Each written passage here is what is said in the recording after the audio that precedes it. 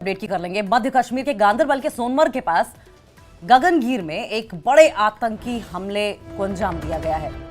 कायराना करतूत को अंजाम दिया गया आतंकियों द्वारा। यहां आतंकियों के हमले में एक स्थानीय डॉक्टर और 6 मजदूरों सहित 7 लोगों की मौत हो गई है, जबकि 5 लोग घायल बताए जा रहे हैं। जम्मू कश्मीर के मुख्यमंत्री उमर अब्दुल्ला, केंद्रीय गृह मंत्री अमित शाह समेत अन्य नेताओं ने इस हमले की निंदा की है। वहीं इस हमले की आतंकी संगठन टीआरएफ ने जिम्मेदारी ली है। मरने वालों में पंजाब के गुरमीत सिंह, बिहार के 35 साल के इंदर सिंह, कठुआ के 30 साल के मोहन लाल, 26 साल के फयाज अहमद, कठुआ के 30 साल के जगतार सिंह भी शामिल हैं। तो देखिए, जम्मू कश्मीर के गांदरबल इलाके में टनल प्रोजेक्ट में काम कर रहे 3 मजदूरों की आतंकवादियों ने गोली मारकर हत्या कर दी गई थी। बाद में मरने वालों का आंकड़ा बढ़कर 7 पहुंच गया है। अब टारगेट किलिंग का ये मामला है। टारगेट किलिंग कब कब हुई, कैसे कैसे हुई, ये आप नीचे देखिए जो ग्राफिक्स हैं उसमें आप देख ही रहे हैं। लेकिन आज की घटना का जरा अगर जिक्र करेंगे तो जम्मू कश्मीर के गांदरबल जिले में एक आतंकवादी हमले में पहले तो 3 मजदूर मरे, उसके बाद 7 लोगों की मौत की खबर सामने आई, जिनमें कश्मीर के एक डॉक्टर हैं। अधिकारियों ने यह बताया है कि आतंकवादियों ने जिले के गुंड इलाके में सुरंग निर्माण का काम कर रही एक निजी कंपनी के मजदूरों के कैंप पर गोलीबारी शुरू कर दी। उन्होंने बताया कि 2 मजदूरों की मौके पर ही मौत हो गई, जबकि अन्य की इलाज के दौरान अस्पताल में जान चली गई। पुलिस ने बताया कि घटना को अंजाम देने में 2 आतंकवादी शामिल थे। पुलिस और सेना ने हमलावरों को पकड़ने के लिए इलाके की घेराबंदी कर दी है। जिन 7 लोगों की मौत हुई उनमें बिहार के फहीमन नासिर, मोहम्मद हनीफ और कलीम, जबकि मध्य प्रदेश के अनिल शुक्ला, जम्मू के शशि अब्रोल, पंजाब की गुरमीत सिंह और कश्मीर के डॉक्टर शाहनवाज भी शामिल हैं। ये वो नाम हैं जो कि इस आतंकवादी इस कायराना हमले में मारे गए हैं। देखिए, इस बात का अंदेशा पहले ही जताया जा रहा था कि घाटी में आतंकवाद फैलाने की कोशिश की जाएगी, अपनी मौजूदगी दर्ज कराने की कोशिश की जाएगी। गाहे बगाहे इस तरह की आतंकियों द्वारा कोशिश की भी जाती थी, खासकर तब जब जम्मू कश्मीर में शांतिपूर्ण लोकसभा इलेक्शंस हुए, शांतिपूर्ण विधानसभा चुनाव भी हो गए, लेकिन बौखलाहट थी वो निकलनी ही थी।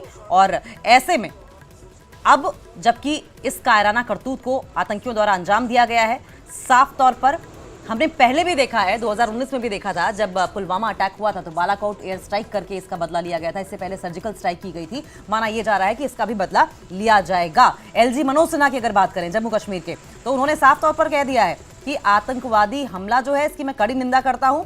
पुलिस को, सेना को और सुरक्षा बलों को पूरी आजादी है, जैसे मर्जी आए वैसे इन आतंकवादियों से बदला लिया जाए। उन्होंने आतंकवाद के ऐसे कृत्यों को से सख्ती से निपटने के लिए सरकार के दृढ़ संकल्प को दोहराया है और आतंकवादियों को खत्म करने के लिए सुरक्षा बलों के संकल्प की पुष्टि की है।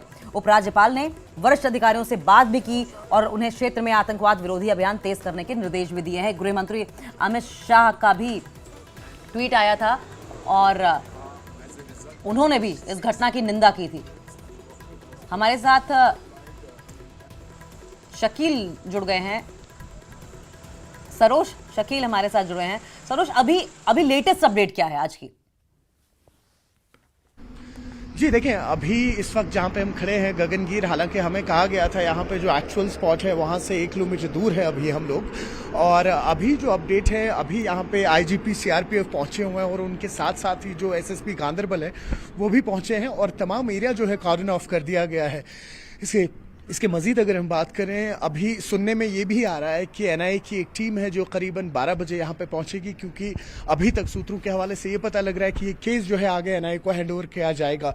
लेकिन अभी उसकी पुष्टि करना सही नहीं होगा। लेकिन 12 बजे तक सुनने में आया कि एनआईए की टीम यहाँ पे पहुंचेगी। देखिए, इसके मजीद अगर हम बात करें, ये जो पर्टिकुलर रोड है, जो जडमो टनल है, पिछले 7 साल से इसका काम चल रहा था। स्ट्रैटेजिकल इम्प्लीकेशंस हैं इस रोड की, क्योंकि आपने देखा जिस तरीके से कुछ साल पहले डोकलाम में जो कुछ हादसे पेश आए थे, उसके बाद जो ये जडमो टनल है इसका काम काफी तेजी से स्टार्ट हुआ था, ताकि सोनमर्ग जो है, जो करीबन 6 महीने के लिए बंद रहता है, इसमें कोई प्रॉब्लम ना हो। जो रोड है, जो कनेक्टिविटी है, वो 12 महीने पूरी खुली रहे। और उसके चलते ही इस प्रोजेक्ट पे जो काम चल रहा था, आपने देखा जो 7 लोग हैं, जिसमें से 1 डॉक्टर हैं, 3 लेबरर्स हैं, 2 मैनेजर्स थे और 1 डिजाइनर थे।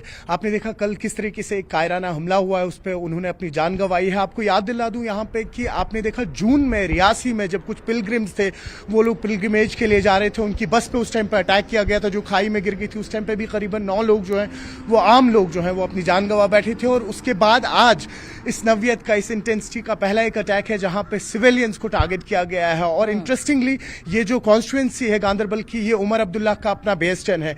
अब किस तरीके से आगे चैलेंज रहेगा उमर अब्दुल्ला के लिए भी, क्योंकि आप देखिए महज 1 हफ्ता पहले उन्होंने ओथ ली है, और किस तरीके से अब इन चीजों पे, इन मुद्दों पे टैकल किया जाएगा, वो भी कुछ ही दिनों में पता लगेगा। जी ठीक है। सरोज, आप हमारे साथ बने रहिए। एक इंपॉर्टेंट पॉइंट जो सरोज ने हमारे दर्शकों को बताया कि एनआईए आज 12 बजे तक आ सकती है। एनआईए वो एजेंसी है जो इस तरह के आतंकवादी हमलों का सुओ मोटो कॉग्निजेंस लेके, स्वतः संज्ञान लेके इन्वेस्टिगेशन शुरू करती है। एक बार फिर से लौटेंगे सरोज के पास। सरोज, जिस तरीके से आपने बताया कि जम्मू कश्मीर में उमर अब्दुल्ला की कॉन्स्टिट्यूंसी है, ये नाक का सवाल उमर अब्दुल्ला के लिए भी हो गया, क्योंकि वो जब शांति धीरे धीरे कायम होनी शुरू हुई थी तो सबसे ज्यादा उमर अब्दुल्ला ही थे जो सवाल उठाते थे, आतंकवादी हमलों की जब बात करते थे। अब तो उनके कार्यकाल में भी आतंकवादी हमला हो गया है, लेकिन बड़ा सवाल यह है कि शय कहां से मिल रही है, ये इन्हें मदद कहां से मिल रही है, क्या इनपुट्स हैं कि किस तरीके से वो पहुंचे, कैसे अटैक हुआ, किस जगह पर अटैक हुआ, वो जो पूरा सिनेरियो है ये एक बार हमें पूरा डिटेल में एक्सप्लेन कीजिए।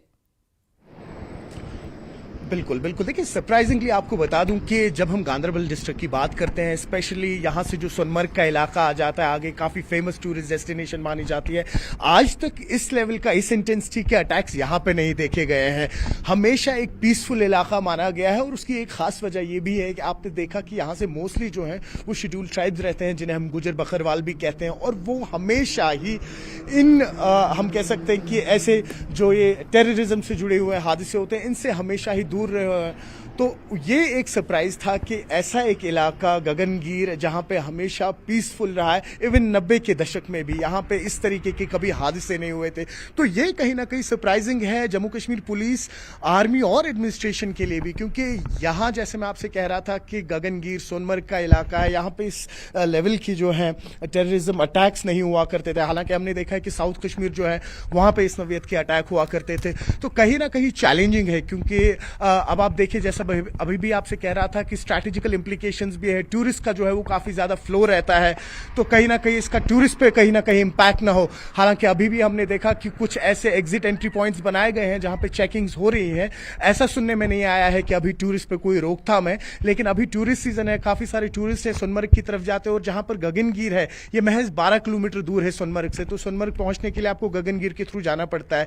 अगर हम बात कर ले, देखिए यहाँ पे जो एरिया है यहाँ पे काफी सारे ऐसे ऑप्शंस है जहां पर आप इजीली यहां आ सकते हैं और इजीली यहां से भाग भी सकते हैं। अपने विजय अयूब से कहूंगा, देखिए अगर आप सीधे जाएंगे तो सीधे आपका नेशनल हाईवे ले आता है, तो एक आपका एग्जिट पॉइंट वहां से बन जाता है। दूसरा जो है, आप जो ये पहाड़ियां देख रहे हैं, अगर आप इनको क्रॉस करते हैं तो आप नॉर्थ कश्मीर की तरफ चले जाते हैं। जहां पे इस वक्त हम खड़े हैं, ये माफ कीजिएगा साउथ कश्मीर की तरफ जाते हैं, जहां पे हम इस वक्त खड़े हैं नॉर्थ कश्मीर है। तो आपने देखा है जो अमरनाथ यात्रा होती है वो इन्हीं पहाड़ों में, इनके पीछे से जो साउथ कश्मीर के लोग हैं, पहलगाम से, अनंतनाग से लोग हैं, वो आते हैं और यहां से अमरनाथ यात्रा के लिए सोनमर्ग रास्ते से पहुंचते हैं। तो कहीं ना कहीं एक चैलेंज यहां पे ये भी रहेगा कि ऐसे हमला करने के बाद जो आतंकवादी है उनका भागना थोड़ा सा, या हम ये कहेंगे छुपना थोड़ा सा आसान हो जाता है, क्योंकि टेरेन जो है काफी ज्यादा टफ है और एक्सेसिबिलिटी जो है, एक तरफ से यहां बांडीपोरा पहुंच सकते हैं तो दूसरा डिस्ट्रिक्ट हो जाता है, लेह लद्दाख चले गए तो आप देख लीजिए अलग यूटी में पहुंच जाते हैं, और दूसरे पहाड़ से चले गए तो आप साउथ कश्मीर अनंतनाग पहुंच पाते हैं। तो चैलेंजिंग है, लेकिन उम्मीद यही है। देखिए कल जब घटना पेश आई उसके बाद आईजीपी विधि कुमार बिरदी जो वो इमीडिएटली यहां पे पहुंचे, और डिविजनल कमिश्नर विजय कुमार बिधूरी जो है वो भी स्कीम्स पहुंचे थे। अब कहीं ना कहीं चैलेंजिंग है, और न सिर्फ उमर अब्दुल्ला के लिए। देखिए आपने अभी जो कहा कि उमर अब्दुल्ला है, उनका अभी चैलेंज होता है, जाहिर सी बात है उनकी कॉन्स्टिट्यूएंसी ये चैलेंज है, लेकिन ऐसे हादसे जब पेश आते हैं तो उस वक्त पर्टिकुलरली एक सीएम की जिम्मेदारी बनती ही है, लेकिन साथ ही साथ जो यहाँ पे हमारी आर्मी है, जम्मू कश्मीर पुलिस है, उनकी भी जिम्मेदारी बनती है। तो अब आगे देखिए आज अगर एनआईए यहाँ पे 12 बजे तक पहुंचता है, उसके बाद ये बहुत इंपॉर्टेंट बात आपने कही है कि सीएम की जिम्मेदारी तो बनती है, लेकिन इस तरह के आतंकी हमले की जिम्मेदारी किसी एक पर नहीं डाली जा सकती। इससे निपटना एक अब कहें तो कलेक्टिव एफर्ट होता है। ये बहुत इंपॉर्टेंट बात आपने कही है, लेकिन मैं आपसे ये समझना चाह रही हूं, टेरेन के बारे में आपने बता दिया, क्या स्थानीय लोगों की ओर से मदद की जा रही है? ये किस तरीके से इन्फिल्ट्रेट करके घुस जा रहे हैं जम्मू कश्मीर के अंदर टेररिस्ट? क्योंकि थोड़े दिन पहले जानकारी ये आई थी कि पाकिस्तान की जो खुफिया एजेंसी है वो डिजिटल प्लेटफॉर्म्स के जरिए युवाओं को अपनी तरफ शामिल करने की कोशिश कर रही है, ब्रेन वॉश कर रही है, वीपीएन का इस्तेमाल कर रही है। क्या इस तरह के कोई इनपुट्स हैं?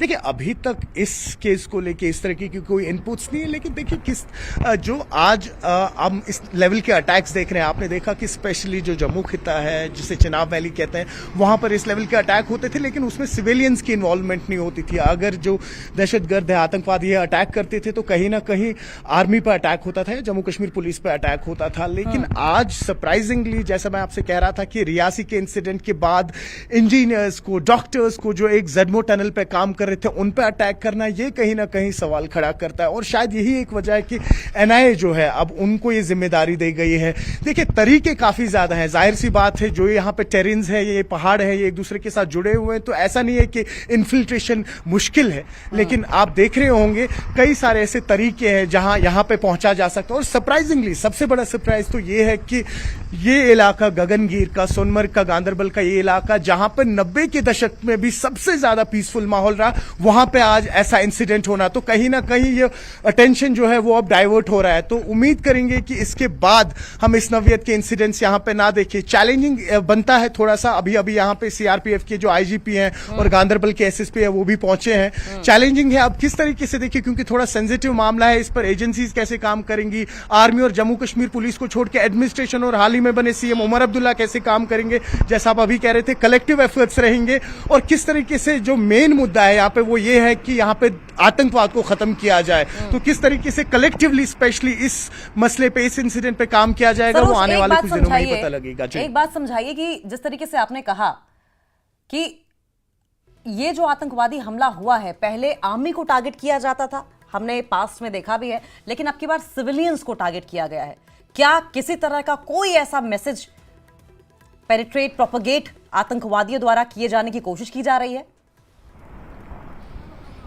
देखिए बिल्कुल सही कह रहे हैं आप। अगर हम बात कर ले, अगर 2021 की बात करते हैं, आप खुद भी जानते हैं उस टाइम पे जो नॉन लोकल्स थे उन पे अटैक किए जाते थे, जिसमें आपको याद है कि रजनी बाला थी, एक टीचर थी साउथ कश्मीर से, उन पर अटैक किया गया था। उसके बाद एक मैनेजर थे, कश्मीरी पंडित थे, और कुछ माइग्रेंट्स थे या नॉन लोकल्स थे, उन पर अटैक किया गया था। लेकिन यहाँ पर अब जो कल अटैक हुआ है, जिसपे आपने देखा कि 7 लोग अपनी जान गंवा बैठे, उसमें सिर्फ नॉन लोकल्स नहीं है, उसमें लोकल्स भी हैं, जिसमें एक डॉक्टर है, जिसमें जो साइड पे एक इंजीनियर थे वो भी लोकल है, एक लेबर जो है वो यही के एक पास के इलाका प्रंग है वहां से। तो अब ये भी नहीं कहा जा सकता है कि एक पर्टिकुलर मोटिव में जो खाली नॉन लोकल्स है उनको टारगेट किया गया है।